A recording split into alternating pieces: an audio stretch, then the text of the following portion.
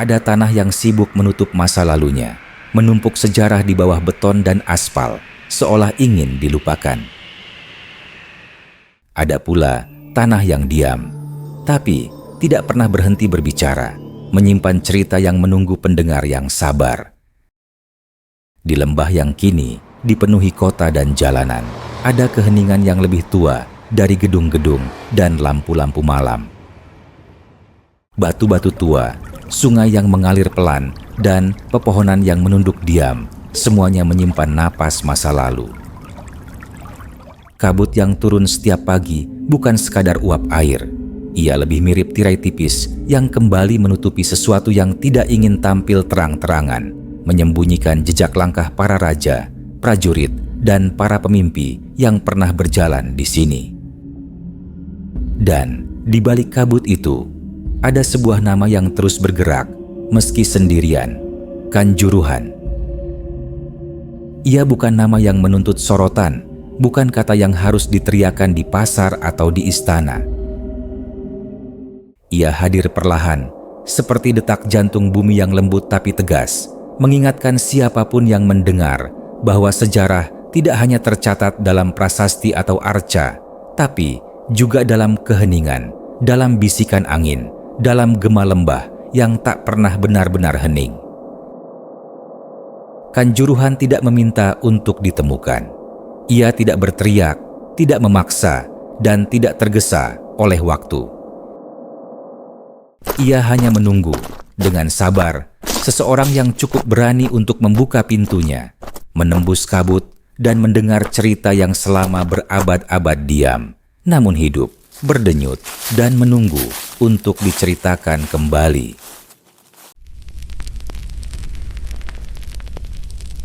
Sejarah sering lahir dari cerita rakyat yang mengalun dari mulut ke mulut, dari dongeng yang dihiasi fantasi dan imajinasi.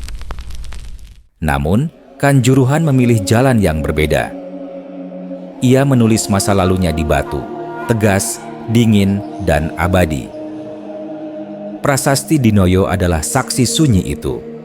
Permukaannya gelap, bertekstur kasar, dihiasi aksara Jawa kuno yang tertoreh dalam, seolah setiap guratan mengandung napas orang yang menulisnya. Di sanalah nama Dewa Simha muncul, seorang penguasa yang jejaknya nyaris hilang, namun tetap menahan sejarah kerajaan kecil ini di telapak batu. Di bawahnya, nama putranya terukir, Liswa, yang kelak dikenal sebagai Gajayana, sosok yang akan membimbing Kanjuruhan menentang kefanaan. Prasasti ini tidak bicara banyak, namun diamnya menimbulkan resonansi yang panjang. Setiap goresan memanggil imajinasi, menuntun mata yang teliti untuk melihat lebih jauh. Batu itu bukan hanya dokumentasi, ia adalah portal, menghubungkan masa kini dengan era ketika kerajaan kecil ini masih bernafas, ketika manusia dan dewa berbagi ruang, dan ketika kata-kata yang tertulis dalam batu lebih berkuasa daripada pedang atau kerajaan megah.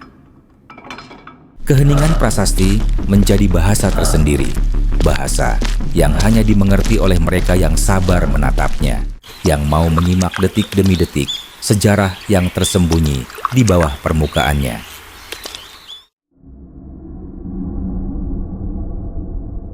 Gajayana bukan raja yang diceritakan melalui peperangan atau perebutan takhta.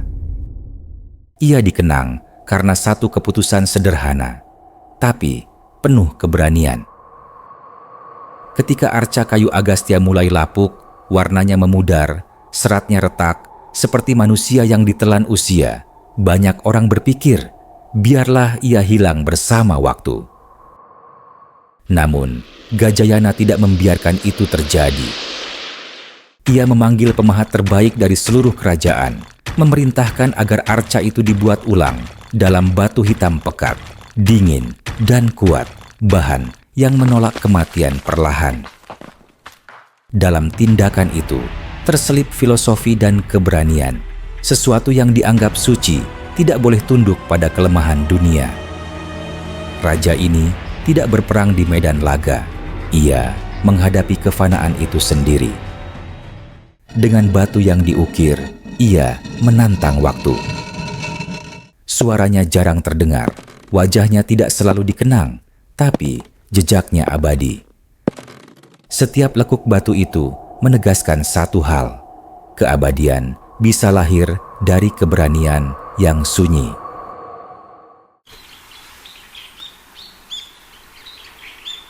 Bagi masyarakat Kanjuruhan, dunia ini bukan sekadar tempat tinggal. Ia adalah ruang berlapis, di mana suara alam dan bisikan para dewa kadang terdengar samar, seperti gema di antara pepohonan atau riak air sungai. Di sawah, petani membungkuk bukan hanya karena bekerja, tapi karena menghormati tanah yang mereka anggap bernyawa, tanah yang memberi hidup dan menuntut kesadaran. Di rumah-rumah kecil, ibu-ibu menyalakan dupa. Asapnya naik perlahan, menari di udara, membawa doa dan harapan ke dunia yang tak terlihat oleh mata. Para Brahmana membaca mantra dengan suara rendah, bukan untuk menakut-nakuti, tapi menjaga keseimbangan antara dunia manusia dan dunia yang tak ingin disebut namanya. Di sini, hidup mengalir tenang, namun ketenangan itu bukan kosong.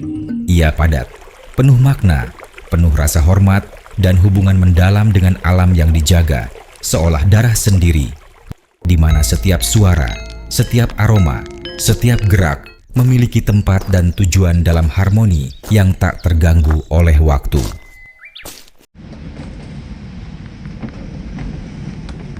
Setiap kerajaan punya tempat di mana manusia mencoba menyentuh sesuatu yang lebih tinggi dari dirinya. Bagi Kanjuruhan, ruang itu bukanlah istana megah, melainkan ruang sakral yang dibangun dengan kesederhanaan yang sunyi, seakan dunia luar tak punya hak untuk masuk. Altar batu diletakkan menghadap matahari pagi, menampung cahaya yang perlahan menyingkap relief dan ukiran lama. Arca Agastya berdiri di ruang paling dalam, sosok yang diam namun kuat, dijaga cahaya obor yang tak pernah dibiarkan padam, menari di dinding dan lantai dengan bayangan yang bergerak seperti hidup. Ruangan itu tidak megah, tapi berat. Setiap langkah terasa disambut oleh kesunyian yang mendesak dan menggetarkan. Saat seseorang melangkah masuk, suara dunia luar seakan lenyap, menyisakan hanya detak jantung, hembusan napas, dan gema ruang yang menempel di tulang. Di tempat seperti inilah, manusia, Kanjuruhan, merasakan sesuatu yang melampaui tubuh, waktu, dan kematian. Sebuah ruang kecil, namun penuh keabadian, tempat yang mengingatkan bahwa kesederhanaan bisa lebih kuat dari kemegahan.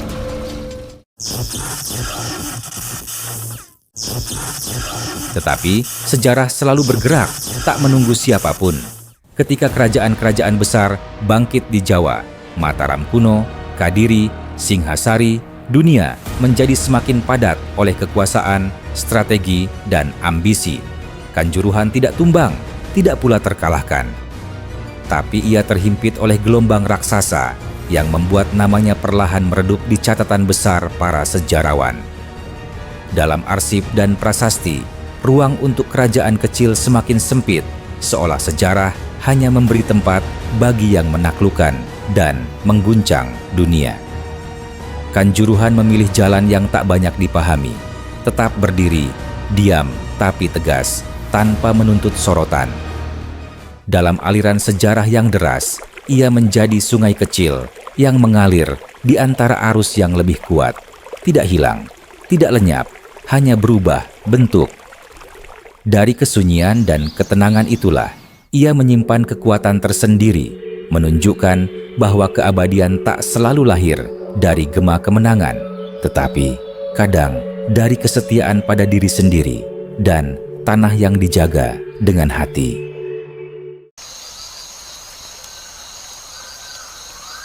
Pada masa-masa terakhirnya, Kanjuruhan tidak punya adegan dramatis untuk dikenang.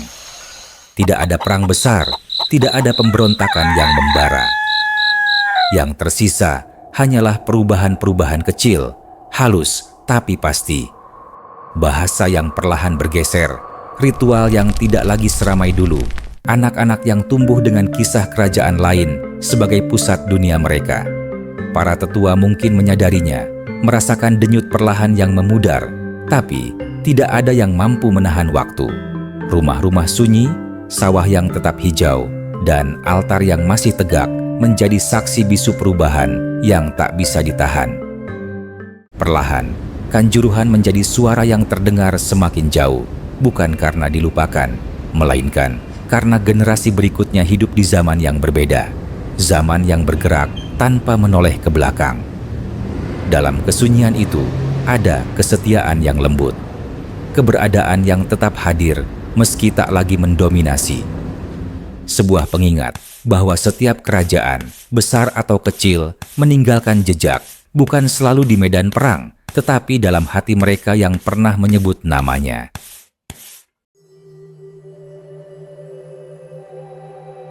Hari ini, jejak Kanjuruhan tidak lagi berupa bangunan megah atau istana yang menakjubkan.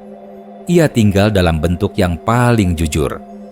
Arca Agastya yang dingin, wajahnya terselubung bayangan waktu. Prasasti yang permukaannya mulai dimakan angin, huruf-hurufnya perlahan pudar.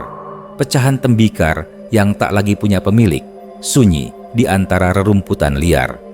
Tetapi justru benda-benda kecil inilah yang berbicara paling keras, mengirim pesan yang bahkan zaman besar pun tak bisa hapus.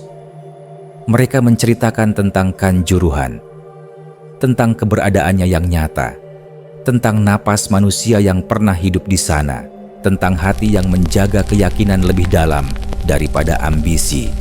Dalam batu, dalam tembikar, dalam prasasti yang tersisa, terdengar gema sebuah kerajaan yang tidak menaklukkan dunia, tapi menaklukkan kefanaan. Jejaknya mungkin diam, tetapi ceritanya abadi, menjadi pengingat bahwa rumah bagi manusia sejati bukan hanya tempat yang megah, tapi ruang yang memberi makna bagi kehidupan dan hati yang menjaga kesetiaan.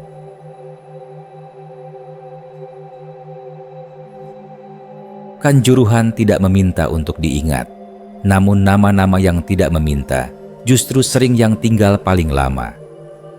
Ia ada bukan sebagai kerajaan megah, melainkan sebagai bayangan yang berjalan bersama sejarah Jawa. Bayangan yang tidak menakutkan, tapi juga tidak sepenuhnya jinak. Dan selama masih ada batu yang menyimpan guratan tuanya, selama kabut masih turun di lembah Malang, nama itu tidak akan pernah benar-benar hilang.